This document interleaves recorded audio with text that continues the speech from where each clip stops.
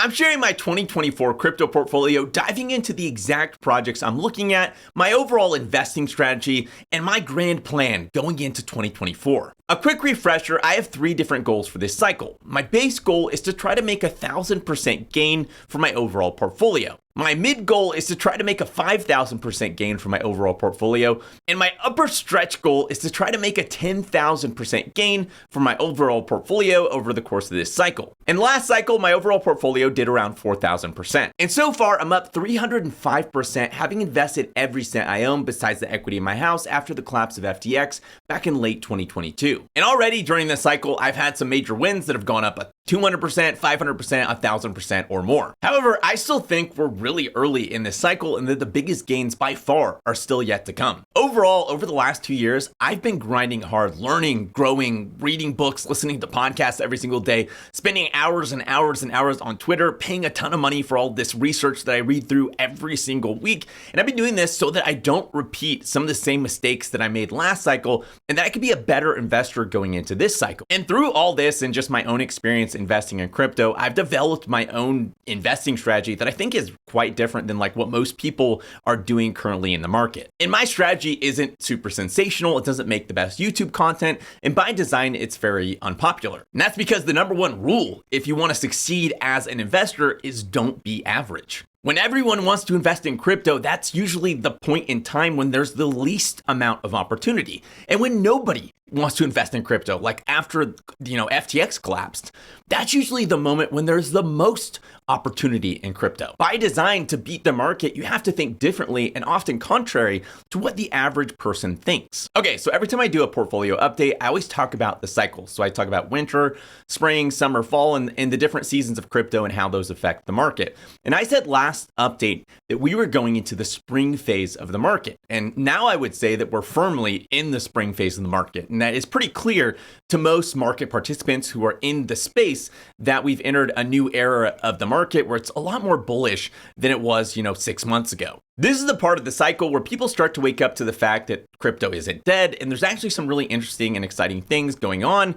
Still, from my experience though, just talking to friends and looking around at like who's in the space, most of the market participants who are actually buying crypto are just people that have been around throughout the entire bear market. They're just people that maybe had funds in stables and now they're deploying them into the market. The vast majority of retail investors still haven't shown up to the crypto space and still have no idea what's even going on. In fact, I recently asked some friends if they had heard anything about Bitcoin and they said no. And so when I told them the price of Bitcoin had reached 40K, they were pretty shocked and surprised by this. They had no idea that the price of Bitcoin had gone up that much. So retail really hasn't shown up. They're not investing into the market like they were back in 2021. It's still mostly like crypto investors who have just stuck around during the bear market who are deploying capital. However, soon I believe that's going to change. And I think one catalyst for that change is going to be when BlackRock and Fidelity and all these different companies start advertising their Bitcoin ETFs in mass. They're going to be hitting their entire client base up. They're going to be running commercials, and a lot more people are going to realize that Bitcoin has been going up in price and that now it has the stamp of approval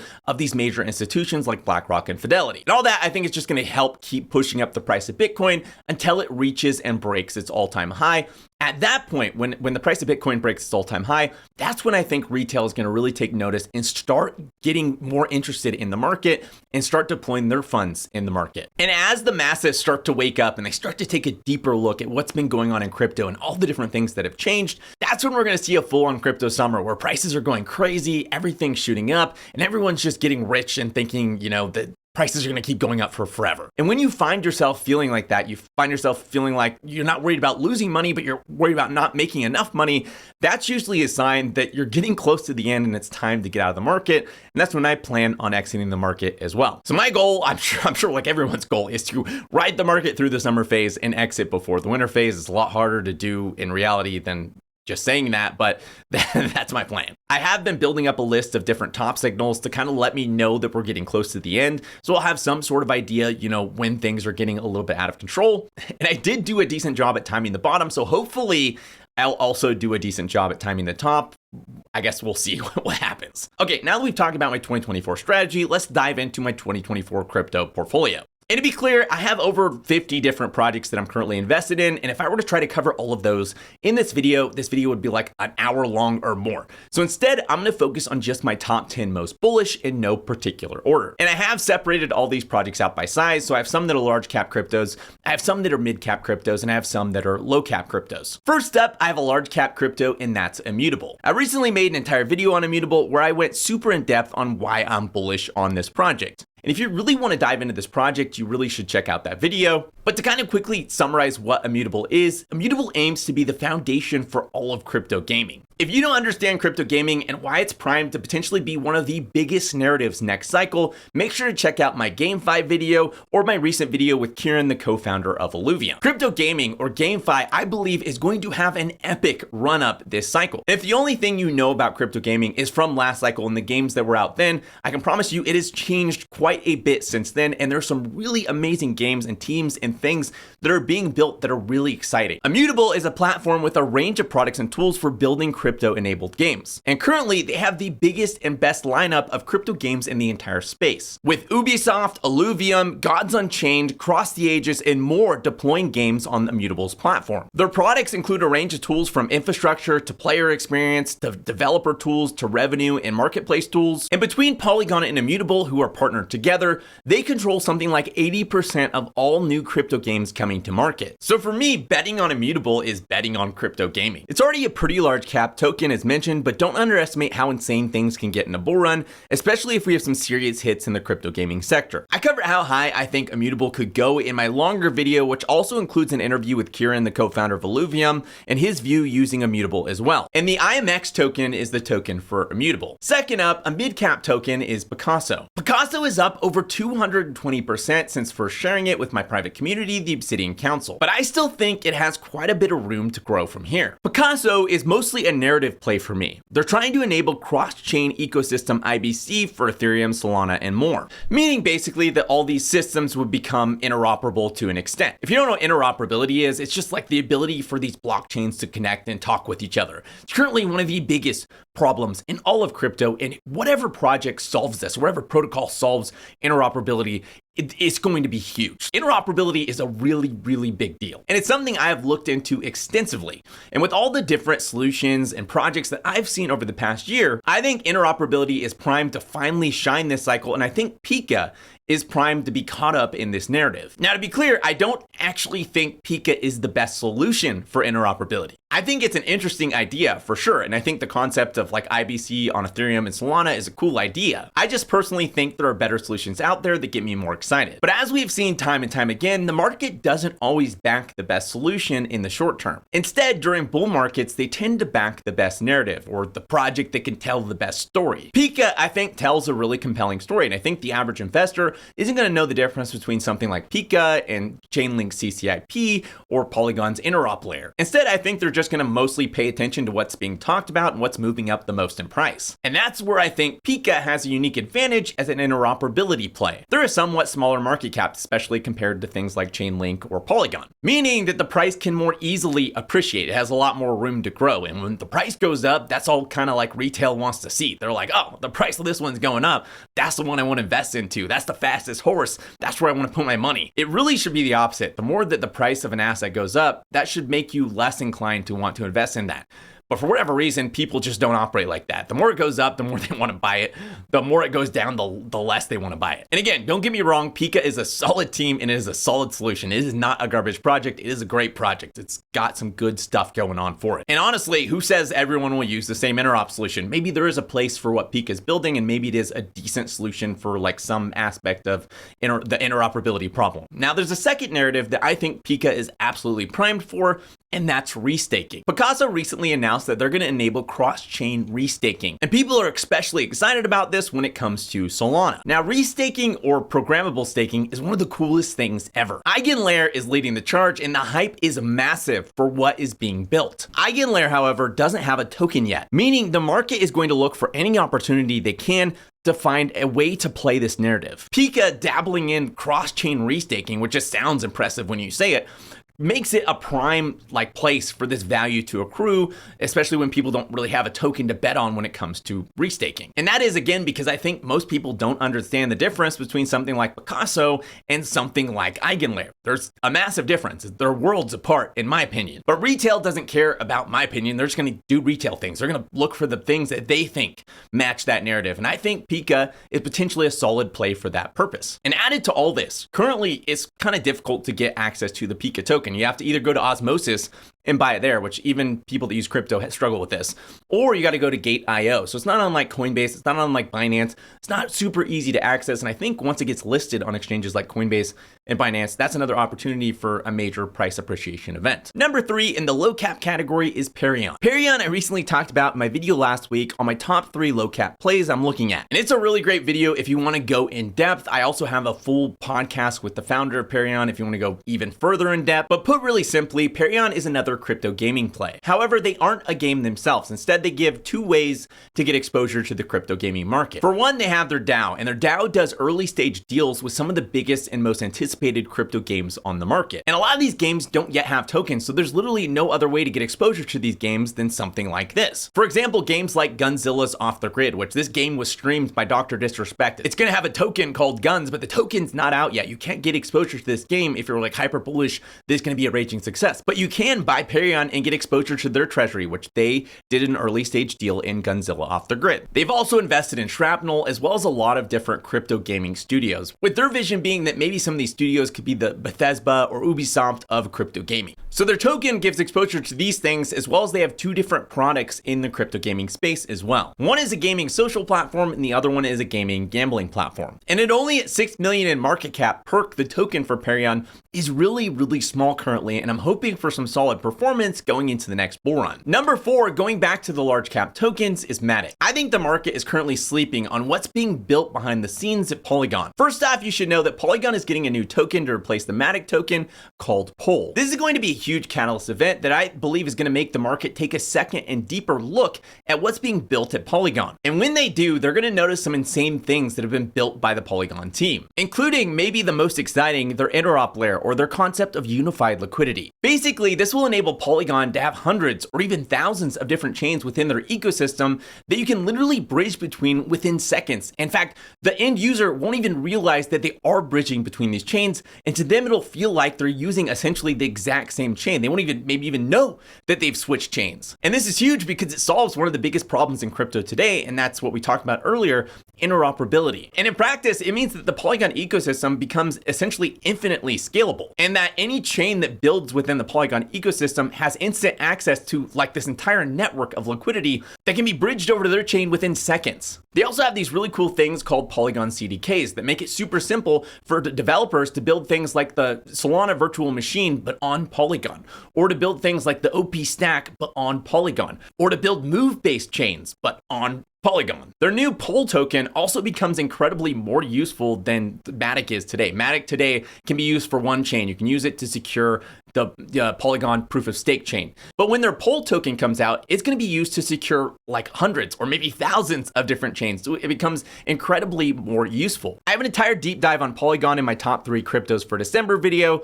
I also have a podcast I did with one of the core devs of Polygon, and I have a podcast with the CEO of Polygon Labs coming out soon. And the token for Polygon today is the Matic token, but eventually in the future that will become the Pol token. And people get confused about this, but essentially buying the Matic token today is the same thing as buying the Pol token in the future. The Matic token will become the Pol token. It's going to be a 1-for-1 swap. All right, back to the mid caps again. At number 5, we have Akash. Akash is up 1100% since I first shared it with the Obsidian Council, and pretty close to that since I first started talking about it in my videos on this channel. Which, by the way, if you're interested in joining my private community, the Obsidian Council, it's currently not open to new members, but if you want to join the waitlist, there's a link in the description of this video. I will be opening it back up eventually. Akash has been a high conviction play for me for a while, and so far has performed incredibly well. Yet, I firmly believe Akash could grow quite a bit more from here. Akash is a DePIN project that hits on a ton of different narratives, but also is building some really cool infrastructure for machine learning and beyond, and that is a competitor to something like Amazon's AWS. You can kind of think of Akash as basically a decentralized cloud for compute and more. And if you aren't familiar, compute is the lifeblood of AI and also a lot of other critical pillars of society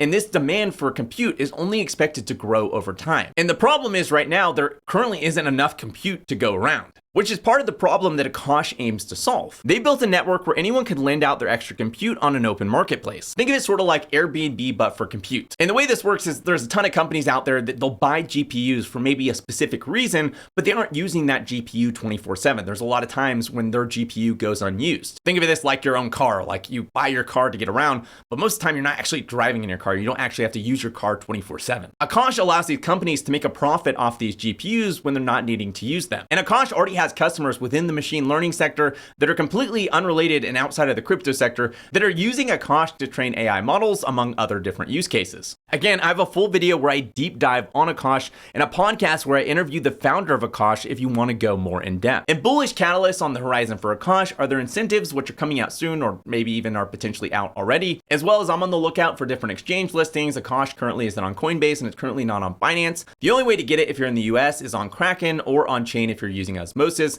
pretty inconvenient for most people, and I think when it's listed on Coinbase and Binance, it fits a lot of narratives like I've talked about. It's DePIN, it's AI, it's a bunch of different things. I think retail will get really excited about Akash because it checks that AI box, checks that crypto box, and I think there's going to be a huge sector of retail that's like, oh, crypto AI. They just think it's the future and they're going to put a lot of money in it. So Akash, I'm really excited when we see some listings. I'm excited about the incentives coming out. And the token for Akash is the AKT token. Number 6 is another low cap crypto, and that's CowDAO. CowDAO has been shaking up the DEX sector within crypto so much that big competitors like Uniswap are now copying their designs. And CowDAO has a few different products, but their main product is CowSwap. And CowSwap is a DEX aggregator, similar in some ways to something like 1inch or Paraswap if you've ever used those. And if you haven't, DEX aggregators are sort of like sites like Kayak. When a user goes to make a swap, the site looks at all the different available DEXs and all the different liquidity sources on chain to find the best price for the trade and then executes that trade. In comparison, a site like Uniswap would only look at their own liquidity sources. So they'd look at their own liquidity on Uniswap and they would execute the best trade using their liquidity.